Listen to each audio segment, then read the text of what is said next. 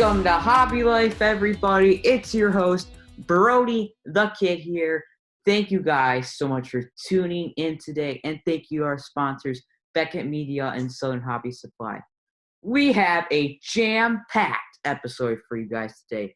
We have Hobby Week 1, 2, 3. We got product review with some awesome Leaf products, and we're ripping Leaf because we have Brian Gray on, the Leaf CEO, to come on and talk to us. It's going to be a ton of fun. So let's get into it, everybody, and enjoy the show. Hobby Week 1, 2, 3. Number 1, the Topps Riiip Party happened, and I got to tell you guys, it was a really fun event. Topps did a great job. They had people like Mariano Rivera, Chipper Jones, Fergie Jenkins, Chris Bryant, Don Mattingly, opening packs of different decades of Topps baseball cards to celebrate 70 years of Topps baseball. It was a ton of fun, and Mojo Break won the Platinum Box Cutter in the four-way break battle, which was just a ton of fun to watch. Great job by Topps. I cannot wait for it next year. Number 2, 2020 Panini Donruss Optic Football came out, and it is a very expensive box, kids, so probably not going to be able to buy a box, but I got to say, I love the design of these cards. They're so shiny. They introduced a bunch of new parallels this year, and the card just looks so gorgeous. Maybe you guys can find some retail, but if not, I think this is a perfect set to walk around National and look at eBay for cards, you know, Tom Brady, even just base cards. They're really awesome cards. Even to buy some rated rookies of some guys that aren't super expensive, the cards are just so good looking. It's an awesome set.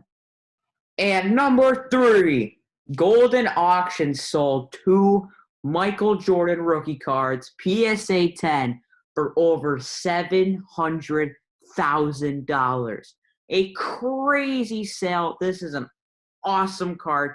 Ken Golden came out the next day and said that he also sold 2 more for that price the next day. That is 4 that have sold for $700,000. I think, to be honest with you guys, this card will be $1 million someday, and I don't think it's going to take very long for one to get there.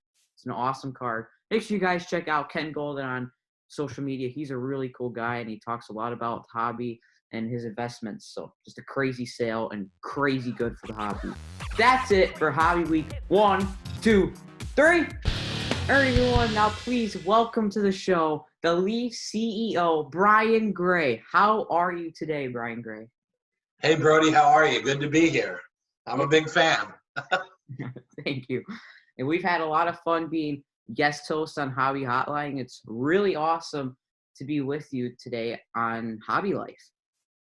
For sure. So I wanted to start off just asking you a simple question. How did you get into collecting? It's the first question I ask everybody. How did you get into collecting cards? Well, I bought baseball cards as a kid, and I played with them. I mean, I actually literally played with them in like the early 80s, but I really got serious like 1986. I remember going to a store that was owned by Dr. Beckett, believe it or not, here in Dallas. And I remember going in and buying packs of like 86 Donruss, and then going to the beginning of 87 Donruss, 87 Topps, 87 Fleer, whatever. And I started realizing that it was so easy to make money. All you had to do was open the box, sort the cards in order. You could sell every card for quadruple what you paid. And so I was one of those kids. I was just lucky to be in the right place at the right time. I was one of those kids you read about in the newspaper that in high school was making more than the teachers were making. So I made more money than my teachers in high school because I would do shows all over the country on the weekends. And I just realized that something I loved could also be something that you could make money with and make a living doing. And from there, I actually went to work for ProSet. I don't know if you remember old ProSet back in the day. I worked for ProSet for a year. Then I went to work for a company that became one of the biggest distribution companies, Edgeman. Then we had a store, multiple stores. We sold one of our stores for $1 million back in the early 2000s, back when that was a lot of money. It's not anymore. But back then it was a lot of money. But I've really been so lucky. I've been able to do everything in the business, from being a collector, a true collector, to a show dealer, to a store owner, to a distributor. I work for a manufacturer. And then I've just recently added this to my story. When you're a kid, like yourself, a young man, you're thinking, what are the 2 dreams you could have as a baseball card collector or a card collector? One of them is to be on a card, and the other one is, if you can't do that, make cards. Well, look at me. I'm not going to make it on the card as an athlete, so I'm going to make cards. And that was my dream. And so when the opportunity came to get the Leaf name back in 2010, it truly was a dream come true. And since then, the rest is history. It's been amazing. And I got to tell you, this is the greatest thing I could have ever wished for. I've watched my little baby turn into a grown man, and it's phenomenal. I mean, it's the best. I'm the luckiest guy ever, no doubt about it. That is a crazy story as a kid. That's pretty crazy. You're just chilling in high school, knowing, you're sitting in math class, knowing, man, I'm making more money than this teacher, and he's got to do it. I know. But I remember talking to my calculus or whatever it was, pre-cal, whatever it was, teacher, and explaining to her how the system was broken. Because you can't buy a box for $18 and sell the college for $50 forever. Right. Eventually, it's going to correct. And it took 2 or 3 years of overproduction to correct, but it was amazing. The market was really inefficient. So it actually was a lesson in markets and math and economics. It was just a very inefficient market because you think about it, how can the contents be worth more than the box every single time? It just doesn't make sense. Otherwise, you'd open every box and you sell every card. There'd never be a box. So the economics had to correct, and they did. But I learned great lessons back then. And we've talked about this on Hobby Outline before. The lessons for young people are phenomenal in this hobby. Yeah. Whether it's a hobby or a business or whatever it is, it really is a great place to learn about the world, about wheeling and dealing, about money, about all these different things that are important for a young man like you or a young lady. I've seen plenty of young lady collectors out there for them to learn. I think it's great. Yeah. I mean, like you said, if you could buy a $2,000 box now and you're guaranteed to make triple your money back, that would be holy cow. Yeah, that's not very efficient. Markets like that don't work forever. They have to correct things. For sure. So you mentioned that in 2010 you brought back Leaf. Can you tell us how it all came about? Well, in 2008, 2006, actually, I made poker trading cards under Razor. But in 2008, I made baseball draft picks under the Razor brand, a brand we started from scratch. I spent almost $3 million on baseball draft picks exclusive that year to take them away from Topps. And that's why a lot of my guys never had Topps rookie cards early. But we started with Razor, made some cards, learned a lot about the business. But, it was really just a fluke that in 2010, Panini had bought Donruss in 2008 or 9, and they were renting the name. They were actually renting the name Leaf from Leaf. Wow. They're paying a royalty or a license to use the name Leaf back in the 2000s. This is Donruss. But when Panini took over, they didn't re-up that license, and they let it go. And so as soon as I heard this, I was like, man, that's a great name. It's Frank Thomas's rookie. It's like one of the defining cards of the last 20 years. Plus, it's the oldest brand in the business, older than Topps. Leaf dates back to 48 or earlier, so for me, it was like, to hear that could possibly be bought. No matter what the price was, I had to own it. And fortunately, we were able to strike a deal, and I was able to buy the name, which what I tell people is we were able to buy like an instant history and a heritage and like a past. We acquired like a history for a new company, a relatively new company. We bought 60 years, 70 years of history. You think about that. We bought 60 years of history with one stroke of a pen. And then the key was to take that and build on it and turn it into a modernized version of all that hobby legacy and history that we picked up. And it was just magic. It was perfect. Any other way, we would not have been where we are. Just everything worked out. The planets were aligned, and I suppose God wanted me to do this, what we're doing, so it all worked out. It was great. That's great. That's a pretty interesting story. There was a lot of different car companies back in the day, and now they're like, seems like they're all kind of like got bought up, like you said, they're being rented. Yeah, and again, even back then, the problem was back then you didn't have to put money into content like autographs and game used. Like back in the old days, you just printed tons of cards and it was all paper. So your cost to make a box of cards was $4. And, no wonder people overproduced, because you could print something for $4 and sell it for $100 or $50. So it was just rife for this. Now it's a different world with autographs and game use and technology used in cards. The whole thing has changed, and it's a much better place than it was. Although there was a purity to just opening cards and sorting them and making sets, Mhm. Can you imagine today's collector? They'd be so bored after opening one box of Topps and sorting them in order. They'd be like, this is too much work. Today, this would never work. There's It's no amazing when people parallel. actually want base cards. Yeah, for sure. And like you said, you're going through a box and there's no parallels. There's no chrome finish. What is this? And I laugh because, over the time it seemed like packs used to have 15 cards and it was 8, then it's 10, then it's 3, and I was like, I'm going to eventually make a product someday where you get one card every 6 packs. Like 5 of them are empty. They have nothing in them. In one pack, you get a card. Just to see how far we can push this insanity.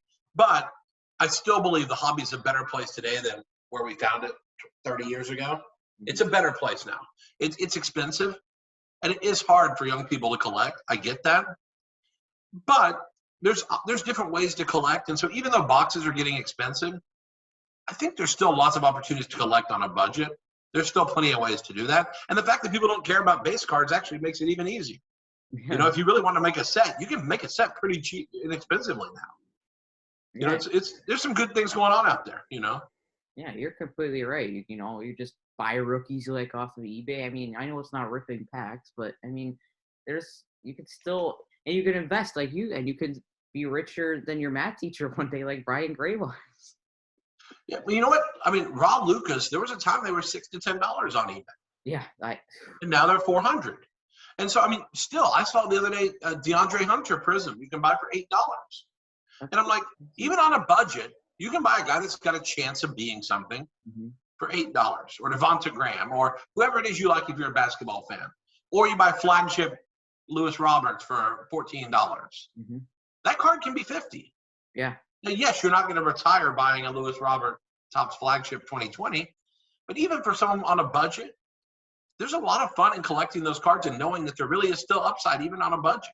Yeah. Yeah, you just go through and you buy a bunch of Prism rookies that are cheap, and you never know.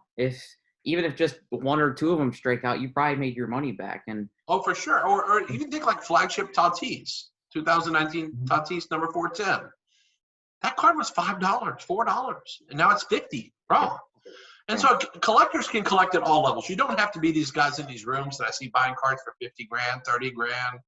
You don't have to buy these nutso cards in order to enjoy what we're doing. Definitely. And you brought up all of these stuff used to be cheap. And I remember walking around the National a couple years ago and seeing 18, 19 boxes of basketball for like $40. And I just sit there and look at that picture and say, why didn't I buy every single one in the whole room? I know. I mean, I could tell you stories, my friend, that are just, they make you want to vomit. Because they're just stuff we've owned over the years that, it's bad. It's just so bad how good some of this stuff is. And we just didn't, I could make you sick. It's really bad. What stuff's worth now compared to what it was. I remember people made fun of me for buying Duncan Chrome PSA 10s for $100. I was the guy you called to sell every one. And now they're 4,000, 5,000. And that's the thing. Is like cards like this, I knew they were good. There was a time I had 500 Upper Deck Jordan autographs that I had bought off the market. Because when all the North Carolina stuff came out, I was paying $250, $300 for every card. Every one that hit eBay, I bought. Mm-hmm. And I remember owning those, and now the worst one's $1,500, $1,700. It's insane. Yeah. But again, it's just we can look back or we can say, where does the new value lie? Mm-hmm. You don't have to live in the past. You can make a new past by starting now. And this time you won't look back and regret it. You'll have the guts. Like I'm holding some stuff right now that I could sell and make a great profit. But there's no way I could sell now because I just know that I've picked out a few cards that are like money. Mm-hmm. And I'm not going to make the same mistake again and take a quick profit. I'm gonna sit this one through and see if I'm right. Mm-hmm. That's what makes it fun. But it is fun to look back at like the National. You walk by David Adams' table and they had piles of 18, 19 wax on closeout, and you're like, no one wants that junky revolution. It's crazy. It's crazy. Yeah, for sure. And you can walk back and see like even 17, 18 stuff. There were boxes of that are like $50, and then all of a sudden Tatum started playing well, and they went crazy. Like 13, 14 basketball with Giannis was one of the worst. Yeah, those were junk. Yeah, in 2017 National, I bought a jumbo box of hoops for $50, and they're like 2,000 now. I know, it's so crazy. I couldn't believe it. I'm like, wait, these are. It's so crazy, but you know what? It's the world we live in, and the market's changed forever. A lot of people think this is like a little fad. It's a COVID run-up, whatever. This is the new world. Mm-hmm. And I'm not saying everything will stay high. Some things may pull back a little bit, but I think we have to adjust to a new world and redefine how we collect or invest or whatever we do, knowing the parameters of the new world. Wax is going to be expensive for the foreseeable future. Yeah. New boxes are going to be too expensive probably for a little while. Mm-hmm. So if that doesn't tickle your fancy, the gamble that comes with that, buy rookie cards. Just buy the cards. Let someone else. It's like when someone drives a car off the lot. When you buy it, you're not driving yet. But when someone buys a brand new car, the minute they drive off the lot, they lost value. Let someone else open the box and gamble. Yeah. And then take advantage of when they want to sell the stuff off after they don't hit the jackpot. Take advantage of that. Mm-hmm. So we just have to adjust to this new world and figure out where you fit in. Whether you're the gambler opening the box or the smart cookie who's cleaning up the remnants whenever they give up. Yeah, I completely agree. Like you said, wax expensive, but there's tons of ways to collect. Tons. So, yeah, for sure. I wanted to ask you about Leaf. What makes your guys' stuff so special? I love your guys' stuff. If you had to name one thing, what do you think is the most special thing? I mean, honestly, it's a value proposition. The fact is you can actually pull good cards, like the good names in Leaf. And it's not a knock on the other companies. It's just they have royalties from the leagues. They have a lot of things that come into play that we don't have to deal with. So let's say in a football product, in 2021, our plan is for the best football players. Imagine who the best football draft pick coming out is. Let's say we had that person. You would expect to find him like one every other case. Mm-hmm. So one every two cases. But in a Panini product, and there's a lot of things that go in the formula, you may pull him one every 4 cases or 5 cases. Or 6 cases. So what I love is you actually pull the elite guys. If you open a case of metal baseball, you're probably pulling Acuna, Wander Franco, Tatis. You're pulling the good guys consistently. You're not going to get a case where you get none of those guys, where you just get totally massacred. That doesn't happen in Leaf. You don't get massacred. And that's what I love for collectors is a value proposition. And it's funny because people will say, well, because of that, the cards aren't worth as much. True, but at least you actually get them, number one. Mm-hmm. But number 2, I just saw on eBay a 2017 numbered to 25 Pat Mahomes autograph. I saw that tweet. I saw that. And a PSA 10 just sold for $5,400. So the next time someone says to me, you can't make money investing in these because they're not licensed or because they're too easy to get, I'm just going to point at that and drop the mic and say, it's over. $5,400, bro. And we made them easy to get. Yeah. It was easy to get in 2017. Mahomes was not short print. He had plenty of it. I was too busy buying up my boy Mitch Trubisky. You know what? You never know. I mean, we swing and we miss some. I've got some loser investment stories where I took a gamble on someone else and it didn't work. But you know what? We live and we learn, and we're right sometimes and we're wrong. But that's what makes it fun, isn't it? Mm-hmm. If we're right every time, how fun is it? I mean, it'd be profitable for sure. But how fun is that really to never be wrong? Yeah. It takes away the sweetness of when you're right. Mm-hmm. Like my number 1 buy card right now, I am so sure that I am right. That this card is going to, and I've just started telling people I love this card. And I can even show you a couple. I bought some big stuff because I'm telling you, like 1993 SP Jeters, I think that is the number 1 magical card that if you don't own that, I mean, you have to own that card right now. All right, I better go buy one. Well, no, because here's the thing. A PSA 10 sold last year for $188,000. There's only 20-something. The next one that comes up will sell for $1 million. Crazy. A PSA 9, I just bought 2 about a week and a half ago for $21,500 each for myself, which seems like a lot. But when that card sells for $1 million and a 10, the 9 is going to be $60,000, $70,000. Yeah. So to me, when you can spend $25,000 on a card, I am so sure it's going to be $60,000. I would bet almost everything I own that card will be $60,000. The problem is you can't find the card. Right. It took me a year to buy 2 of them. You know, without just going and massively overpaying above market. It took me a year to buy 2 9s. So, I mean, if you can find cards, I just think, and you can, again, on a budget, you buy BGS 8.5s or 8s. That card is the next card to join the Jordan Gretzky insanity, where prices just get to levels that make you want to puke. That's coming. Jeter will be the next puke card. And so, I mean, but again, that's the beauty of this thing is, you know, that's where I'm putting everything right now is in Jeters. I'm putting everything in 93 SP Jeters. Love it, love it, love it. Yeah, and he's a Yankee legend, and Yankees players sell well for sure. Well, you know what? He's pretty clean cut. Like you don't hear bad stuff about him. Yeah. About him like misbehaving or doing this or that. He's as clean cut as it gets from the great franchise, and he's generally considered like. I mean, I would say Trout's got the same kind of reputation for sure. The only difference is an SP Jeter is so hard to get in decent condition. It's insane. You know, it's insane how hard Jeters are because they're foil. They're tough to keep in nice shape. And they're just so much rarer than Trout's in high grade. It's ridiculous. But again, that's the beautiful thing. We all take gambles. We all kind of like, but again, I'm right on Jeter. I know it.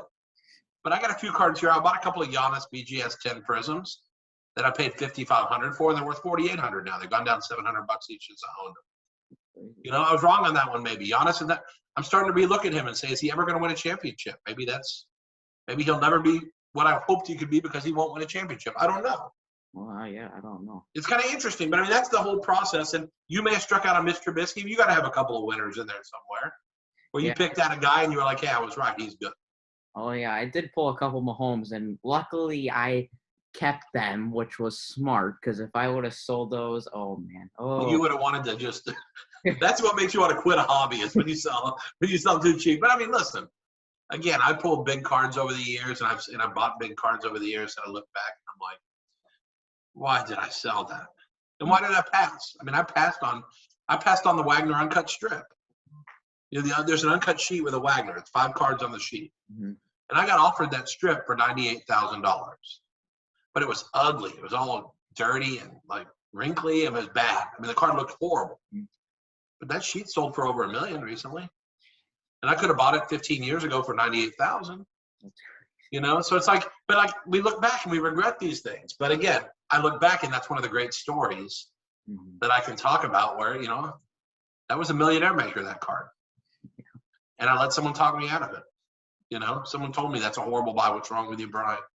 You know, you got to be examined, you know. So that's what makes it fun. All right, it's time now to go to another segment on the show that we like to call Hold, Sell, Buy. So I've got, what I hire, like, I think 6 players. And, Brian, I want you to tell me if you're holding their cards, selling their cards, or buying their cards, all right? Okay. Hopefully I measure up and I'm right in a little bit. We'll see. All righty. Let me get these over. We're going to start off with a guy that I have a feeling I think I might know what you say, but we'll see. I'm interested to see. Fernando Tatis Jr., who the Sox could still have, but they traded him for James Shields, which, oh, man. Yeah. It happens. Hey, they make mistakes too. It's not just us card collectors. Yeah. Tatis is a monster. He's a monster. And on the whole, I'd say buy. Although I'd be cautious with Bowman Chrome autos, just because they're so freaking expensive. You know, for half the price you can buy Mookie Betts, or a third of the price, Bowman Chrome auto. I think there's better places to spend money than the Bowman Chrome auto. But on the whole, Tatis is going to be he's pretty much become a superstar, but he will be one of the names that your jaw drops every time because he will be a 20-year phenomenal player in the league. So I guess he's a buy, but with the caution that paying these crazy prices on Bowman Chrome, I'm not sure I'd be doing that. But everything else, love him. Great player. I would completely agree. And if the Sox would have kept him with all the stuff they have already, oh my goodness. But let's be honest. If he had stayed with the Sox, he would have been terrible. Because that's just what it's like being a Sox. That's just what it's like. The White Sox have a history of, besides their championship year, you know, the big championship. Besides that, they really had a tradition of, hey, sad stories. I'll take Tim Anderson at shortstop. I'm okay with that. It's not there you go. At least we don't have, like, you know, some weirdo off the street that hits 200. Yeah, he's a nice player. Yeah. All right, next up is a prospect that's like 17 years old, Jason Dominguez. We do a lot with Jason. We put him in our products, and people seem to love him. At this point, I'm a hold leaning towards sell, and he really could join the rank. The problem is price-wise, he's already in the same stratosphere as all these other prospects. And it's just, the thing is, if I asked collectors what they see in his game that's good, almost no one's ever seen this. Almost no one has ever seen the kid play. It's all like legend. And I've seen film of him hitting back home. He looks like he's 30-year-old muscle man. I mean, he's a beast. But, there's a lot of big guys that end up not panning out. And so, to me, at the price, I think you have to be extremely cautious. I guess he's a hold, but I could definitely see selling. Buying here, I think I would probably, unless you're just a fan and you're collecting him, that's great. But for investment, I'm going to hold, maybe sell. Does that surprise you? No. Okay. I didn't know if you think I was a big fan of him, because I do love the baseball. I always agree with you. When his stuff came out, I'm like, all right, who are we chasing for this year? And they're all like, Jason Dominguez is the big prospect. I'm like, who? Who's this guy? How old is he? He's 17. I'm like, wait, what? His cards are going for this much, and he's 17 years old. But with that being said, again, here's the thing. The promise and the hope is phenomenal. He really could be phenomenal. Mm-hmm. It's the price that I can't get around. Like, he was a great buy 6 months ago. Oh, yeah. But, like, Bowman Chrome has tripled in 6 months. Mm-hmm. Like, that's over. Game over. We missed the window. I think time to move on to the next guy. Too many good buys to get caught up on the living in the past. I missed him. I got to get in now. Just find a new target and go after him. I would agree. Yeah, I'm going with hold/sell because it's hard to really kind of buy him up when he's 17. It's just hard. That's how you end up with Kevin Maiton, who was a rookie in 2017 Bowman Chrome, who was highly touted. Now that card's garbage. Yeah, just didn't make it. He was another young kid. No one knew anything about him. It just turned the other way. That's what happens when it goes bad.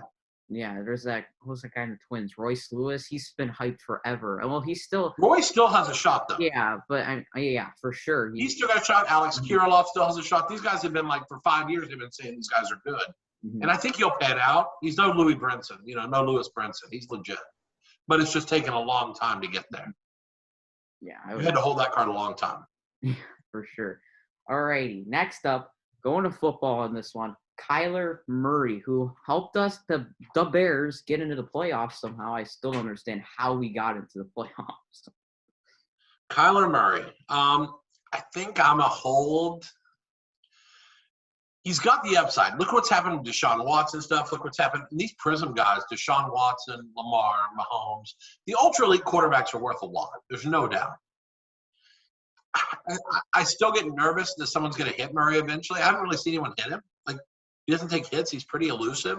That's the one thing I like, because I think he might still be standing in 3 or 4 years, where a lot of quarterbacks like that end up getting massacred. But with that being said, it's just he's not cheap.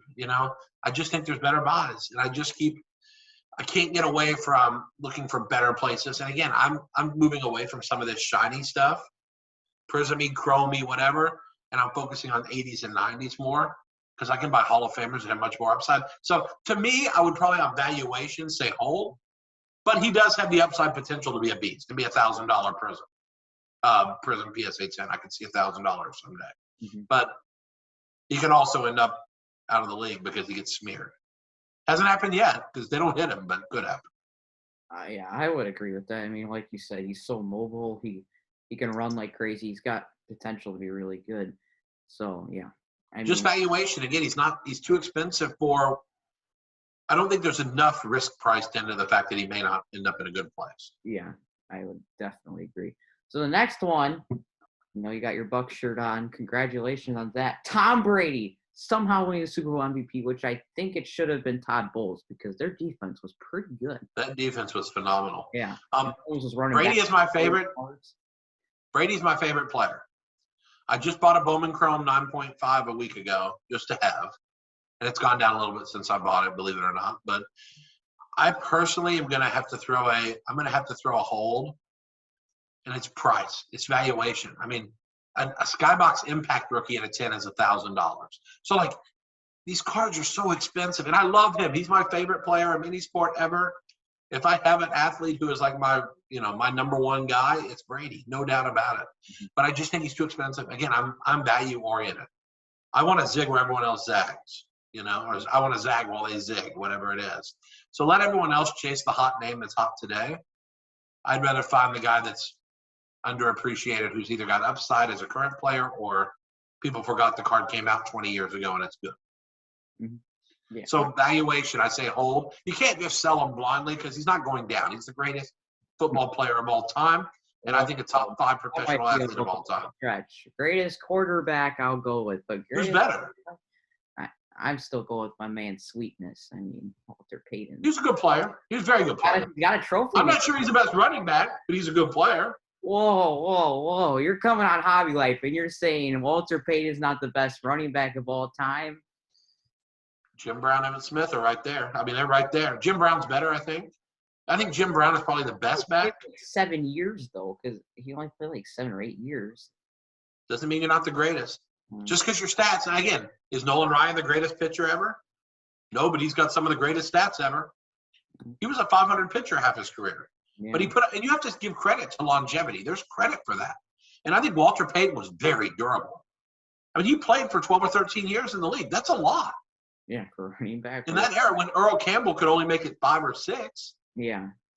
That's a good career for a running back who gets his butt kicked, That's a good career. Walter Payton's phenomenal. I think the difference is if I was ever going to put anyone in the same class as a quarterback, it's Jerry Rice. But I don't think it's either Montana or Brady, and it's Brady. I mean, it's not really Montana or Brady, but if you have to argue, Montana put up an incredible career. Incredible. But Brady is the greatest, and Mahomes intends to see if he can take it away someday. Yeah, I always tried to fight with my friends that Montana was the GOAT, but after Brady won another one, Tampa Bay. You took a mediocre team and made them. Yeah. I mean, again, the defense was phenomenal. I got nothing anymore. I have no argument.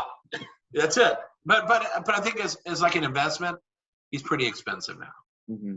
And unless you're buying the big nosebleeds like contenders, I don't think that. I think still has some room to be a crazy card, like a $250,000 card someday. Mm-hmm. But these other cards, I think they're just expensive. Yeah. Well, we'll see how he said that he thinks he's going to come back next year. So you see how he does next year, too. Maybe he'll win back to back. Love to see Mahomes and Brady again. Brady's last year, and Mahomes can say, see ya. Yeah, there you go. Brady may not ever quit if he doesn't lose. He's got to lose before he'll quit. Yeah. Just keep winning. He'll have like 13 trophies. I think he'd be happy with 10, but that's a lot more football to play to get 3 more. Yeah, that's for sure. All right. My last one is basketball. I think I'm going to be interesting. You talked about him a little earlier. Luka Doncic. Obviously, his prices have skyrocketed. And I remember watching videos of people pulling, Prism rookies and stuff. I mean, not being that excited. I'm just like, oh, my goodness. I know. Right. I was a big investor and believer early on. Like I remember at a Chicago show before the world ended with this pandemic craziness. I remember one guy sold me 140 Prism PSA 10s for $130 each. And by the end of the weekend, people were offering 200. And I was like, no way, this card's going to $400. Now it's $1,300. but and I bought this card heavy all the way up from 1,000 to 2,000 and back down. I mean, I bought it all over. I got to tell you, I'm kind of falling into this new mindset that I'm starting to think in basketball, you've got to be able to win a championship sometime to really hit that mass monster level. And that's kind of turning me a little bit against Luka, Giannis, Trey. And it's too early on Zion and Ja to wonder if their teams will ever win anything. But like the Bucks just signed Giannis to a long-term deal. He basically just signed away his chance of winning a championship. Maybe in his 30s sometime he'll play 1 year for someone on an exception and get a ring. But he's not winning a ring with the Bucks unless some big pieces come there. I worry about Dallas too. Same thing with Luka. Yeah, I don't think the Mavericks are going to win a championship. I really don't. 15 this year, something like that. They're not very good. I mean, I just think if Dallas is not winning a champion, I don't think they can get big guys to come here. They're not going to get. You have to win a championship these days. You've got to have guys take way less money because they want to play somewhere and want to win a championship, and they haven't been able to draw that guy to Dallas. They draw him to Brooklyn, they draw him to LA, they draw him to, but they just haven't been able to draw him to Dallas. And I don't believe they're going to win a championship. So to me, it's going to be hard to want to invest in Luka Prism PSA 10s at $1,400, $1,500 for a guy that I don't think is going to win a championship. He's a phenomenal player. Mm-hmm. He's the Larry Bird of our generation. Yeah. But I got to be honest, I'd rather buy a 1980 Topps Larry Bird Magic Johnson PSA 5 for $1,200 than a Luka Prism PSA 10 for $1,300. So again, this is where I'm just getting to the spot where I just can't automatically buy guys because the cards shimmer. Mm-hmm. I've got to at some point look and say, what am I giving up to buy Luka? Right. How many rings are on that Bird Johnson card? A lot. Yeah, for sure. Okay. How many rings are on Luka's card? Probably going to be 0, unless he goes back home and plays there for a couple of years. Maybe he'll win a local ring back home, but he's not winning one in the NBA probably. And so again, I would be if you're really a gambler, you can hold him, but I think I'd probably sell some here. I'm in my investment portfolio, I'm 0 Lucas. Oh yeah, and I think LeBron. I have a feeling LeBron's going to keep playing until he gets more titles than Jordan. That's just me. I mean, if he does, Jordan will still be better, but I don't think he's retiring soon. I think he's probably got 3 years, maybe left. The funny part is, if you had asked me buy or sell LeBron, I would have said, it's crazy as it sounds, I'd be a buyer of LeBron, because I think some people don't like him personally. I think that's a big part of why he hasn't been better in terms of cards. He could be just through the roof crazy if people liked him, but a lot of people don't like the guy. I don't. And a lot of people don't like him, and so that affects your value. And so I think that poses a value proposition maybe, because honestly, you should not be able to buy a Chrome LeBron for under $10,000 at this stage, and you can't. And it's not like these are crazy numbers when they used to be $500, but $500 now they're $10,000, $6,000, $8,000. But I think that's a card that I can get behind that. I think he's pretty much done enough to show that he is GOAT B. He's 1B behind Jordan's 1A. Mm-hmm. He's phenomenal and fantastic, just fantastic. So I wish if you had asked me him, I didn't really give many buy signals except for Tatis, but I think he's it's really too bad, because I think LeBron should get more credit than he gets even. I agree. And he gets some credit, but half the people hate him. It's kind of like our presidential stuff going on in the world. The people hate or they love, Same thing with LeBron. He's a love-hate. I'm a love-hate. So what's new, Yeah, I mean, I think if, Jordan's stuff, I mean, obviously he's a good player, but he also owns an NBA, or he owns the Hornets. So, I mean, he's got that aspect to it and stuff. Shaq's a movie star pretty much at this point. Shaq's my favorite basketball player ever. I think he changed the game. And his stuff's just started going up a lot. Like his graded rookies have doubled in the last 2 weeks, tripled almost. So his stuff's soaring now, because I think people are starting to realize that if you thought Bill Russell was a game changer, and you thought Oscar Robertson back in the old days, back when you were not even a twinkle in your mother's eye, you thought those guys were great, Shaq changed the game. Mm-hmm. He created the need to hack a Shaq, It's the only way you can stop him. You foul him, and he can't hit a free throw. But if you let the guy take it to the hoop, he's going to scorch you. Mm-hmm. Yeah, he told you that even if you really can't shoot past 5 feet, you could still be an absolute legend in the NBA and change history. He's a beast. Total beast. Yeah. Was a total beast. Mm-hmm. I definitely agree. And now he's in movies, general commercials. He's announcing games. I mean, he's doing everything pretty much. So now that I've said it, you can pretty much count on Luka going up. All the guys I said sell or hold, they're all going to go up now, just because that's how it works, We've got to be wrong about half the time, since we're probably just guessing anyway. So my last one for you is wrestling cards. It's a pretty interesting topic. I want to hear what you think. We made some wrestling, and we focused on legends. Mm-hmm. I know Upper Deck just signed the new league, the new group, AEW. I know that Topps has them. To me, I can't get my arms around it I can't think of it as a major sport. To me, it's much like Game of Thrones cards or something. I mean, it doesn't mean they're not collectible, but it's a drama series. They might as well make cards for The Bachelorette or The Bachelor, because that's what it is. Actually, feel pretty good if they did that. Actually, The Bachelor is probably more real than wrestling. It is, even though there's a lot of stage drama there. But to me, it's just entertainment. That's super. I think there's a place for that. We make entertainment cards in Pop Century. I think it's great. Mm-hmm. But to me, the people who buy wrestling, hopefully they are true collectors. Now, with that being said, for true collectors, I think it's fantastic. Now, if you want a card to buy, there's a Bumblebee, Dwayne Johnson, The Rock, football card that goes for $7,000 or $8,000 in a PSA 10. I mean, so if you want to buy a wrestler, he's the guy who could someday be the president of the United States. And listen, if Trump can, anybody can, right? He was the apprentice boss. So I'm sure The Rock can be president.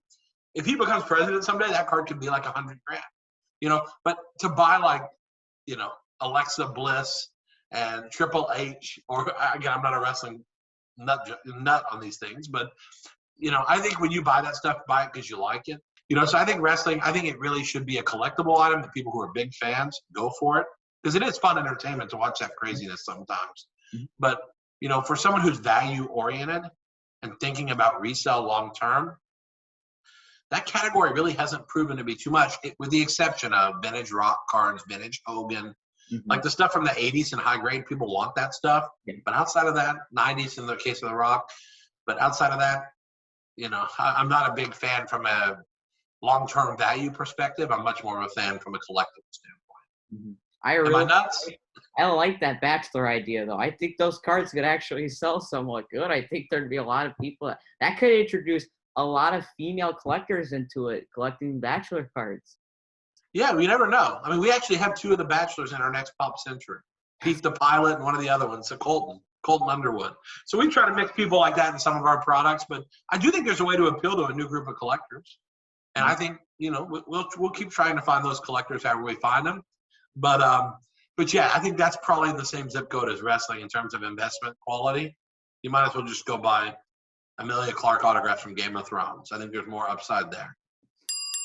It is time for Interrupting Game Show! Very sorry, Brian. This always happens. And now I tell is the producer to part stop. of the show where Brody plays a game with his guest. There's no points. It doesn't really mean anything, but someone in the live chat's going to win a prize. Are you ready, Brian Gray? Let's roll. I don't believe you. Are you ready? Let's roll. Let's do it. I'm not scared. Brody's going to ask you a question. You can give an option or your answer, and the object is to go as quick as you can. If you reach 247 billion points, someone in the live chat's going to win a prize. And 3, 2. College sports or pro sports? Pro. Twitter, Instagram? Twitter. Sunny or snowy? Sunny. I have a feeling what you might answer this one, what we've been talking about. Would you rather play Pac-Man with Shaq or build a snowman with Harrison Ford? Pac-Man with Shaq? Hello. Best game day snack, hot dogs or nachos? Hot dogs. Action movie or comedy? Comedy.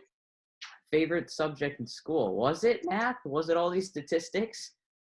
It was math. All right. This one's pretty interesting. Pick one. A one-of-one Mahomes with a bent corner or dinner with Tom Brady, but you can't say a word. Dinner with Tom Brady and I can't say a word. That's my boy. All right. What's your favorite cartoon character? I would say I used to love the Smurfs. They're before your time, little blue guys, Autos or relics? Autos.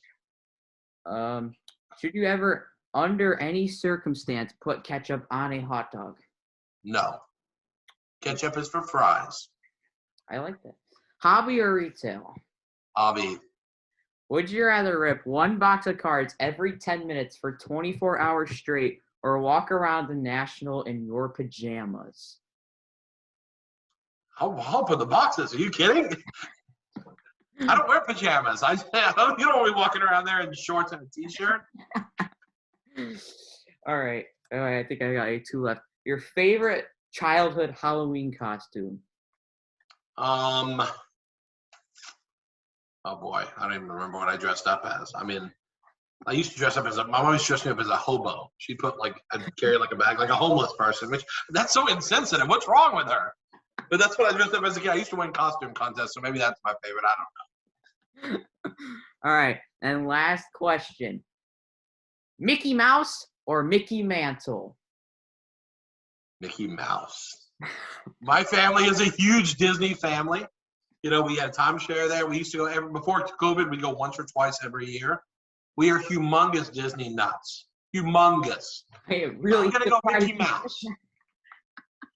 Brian, congratulations. You have won Interrupting Game Show. I knew I could be Leaf in you. That's unbelievable. That was a good. If you'd like to win this prize, please click your Leaf emojis now in the live chat. Go. Everybody go do that. Alrighty. So, Brian, I got a question for you. Yes, sir. Would you like to stay on the show and rip some Leaf products with us? For sure. Let's do it. Quick review? For sure. We'll do it after this quick break. Product rip review. All right, Brian, are you ready to rip some Leaf product? I love it. I love all wax. Who doesn't? Who doesn't? Alrighty, so we're going to start off with this blaster box, the 2020 Leaf Pete Rose set. So can you tell us a little bit about this product? It looks really cool. Yeah, I think what I love about these products is before these kind of products existed, you have to spend like hundreds and hundreds of dollars on boxes and you might pull a Pete Rose autograph or a legend autograph. But we had the unique opportunity to deliver collectors a chance to pretty much buy a box at an affordable price and be guaranteed an autograph for one of the greatest hitters ever. It's like, to me, this is more of a collector-driven item. This isn't the big investment item. But you're getting an autograph of a Hall of Famer every time. I actually think it's one of the best gift items that you can really buy for someone, because you know they're going to get something that they're going to be like, holy cow, especially a non-collector. If they love sports and they don't collect and they open something like this, they freak out because they can't believe they actually got Pete's autograph. Yeah, for sure. You get one auto and then an exclusive 10-card set. I remember you guys did this in 2012, I think, as well. Yes. I remember buying one of those at the National for. Yeah, that had a bunch of packs in it. But yeah, for sure. For sure. Yeah, and this will be the last Pete Rose item like this. We won't have another one ever, just because we can't get his autograph like we used to. And so I think this will be the last of its kind. So I think people will see value there. That's pretty awesome. All right. So here's our set. Let's dive into this. This is pretty cool. All right. Yeah, you get a 10-card set, which is nice. If it's easy, I don't know how easy it is to open. Oh man. They probably make it adult and child proof, so neither of us can get into it. All right, here we go. So let's dive into this set and see what we get. All right, so these cards are pretty cool. The nice background. I really like that red in the background. Yeah, it's got a little bit of art to it, but it's a clean card. The bios are good. Mm-hmm. Yeah. Another one, Charlie Hustle. I really do think he should be in the Hall of Fame. I know a lot of people in the chat right now are probably saying I'm an idiot, but I really do think he should be in the Hall of Fame. Well, while you're opening, I'm gonna tell you the best story. I'm friends with Pete. The one time we were walking through a casino in Las Vegas, and a guy shouted, "Hey, Pete! I think when you die, you're gonna make it to the Hall of Fame." That's what the guy said to him, and Pete looked back at him and said, "Well, in that case, I hope I never make the Hall of Fame." Because if you have to die to get there, he wants that. But it's true, though. He really should be, and I do believe he will get in someday after he's gone. I think. But it's too bad, because what he did on the field was outrageously big. Yeah. He was the hardest playing player I have ever seen play the game. He was balls to the wall, so to speak. You know, he was all in. Yeah. Pedal to the metal. The stats that he put up were pretty crazy. Pretty crazy. All right, here is the last card, and then we're going to have our auto right here. Nice. See, it's great. I just love that you can get an autograph in a box that's a $29.99. I think it was $29.99 SRP or something like that. That's a great value. I mean, you're getting Pete Rose autograph in every box for $29.99. I mean, it's phenomenal value. Yeah, and like you said, great gift. All right, so we're going to be giving away this autograph and the set. So make sure you guys are subscribed to Hobby Life and like the video, and we'll pick a winner in the chat for this pretty dope autograph. Yeah, pretty cool. Yeah. All right. So my second box today, I just picked this up today. We have 2020 Leaf Metal Baseball. Nice. 6 I love this product. I mean, it looks so good. Mm-hmm. Yeah. To me, it's one of the best looking draft products out there. Yeah, I've seen some of it ripped, and I've seen some crazy autos pulled, some Torkelson, some Dominguez. I mean, it looks pretty awesome. Well, again, that's what we talked about. You actually pull the good players in these draft products. It's not like they're needles in a haystack. Yeah, and for getting 6 autos, I think this is like $100. That's pretty good for getting 6. It's not crazy, yeah. Well, you'll spend $300 on a box to pull 1 autograph. Yeah, you know, I mean, look at some of these draft products. Pretty good. All right, so 6 autos in here. Got our little case. Let's see what we get. And I'm just excited to see all the different parallel colors and stuff. There's lots of colors. This year I think there's 4 parallel levels. Prismatic, there's Wave, there's Mojo, and there's Crystal. We call it Crystal. Some people call it Cracked Ice. Mm-hmm. So there's a few different kinds of technologies there, you know. Mm-hmm. Very cool. All righty. So off the top, we have Luis Rodriguez, blue auto. Man, nice. That's the old 90 Leaf style. Yeah, really nice shine on there. And that one is numbered out of 35, top corner. Very nice. Yeah, it's just a really awesome design. I think. And they actually grade. If you grade cards, they grade really well because they're so clean and sharp. Yeah. All right, next up, we have a silver of Kyle Nicholas. Huh? Is it? I mean, even the silver, like that reflects. They shine like crazy. Yeah, it's really, really nice. Oh, I like this one. This is a wave parallel. Yep, that's the Wave. Good we have. Look at that. Mike Bauman. Nice. Look at that shine. It looks like a rainbow. Like if you put it right there. Yeah, it's got such great effect with the light. I love those. That is a really cool card.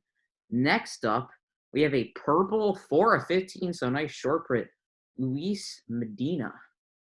Another purple wave. And again, some of these guys are super duper young. Like I think Medina's 20 years old. So I mean, you've got these young kids that have so much upside, and these are their first cards in a lot of cases. You know. Yeah, for sure.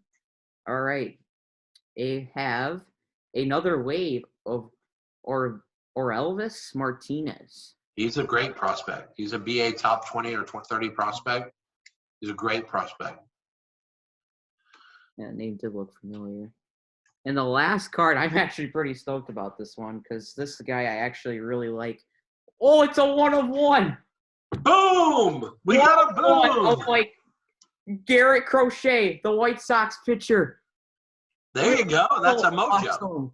Red mojo, baby. 1 of 1, and he's on the White Sox. Let's go. That is awesome. That's pretty. The only thing wrong with that card is he plays for the White Sox. But outside of that, it's a good card. No, I'm giving you a hard time. Good pull. Yeah, that is great awesome.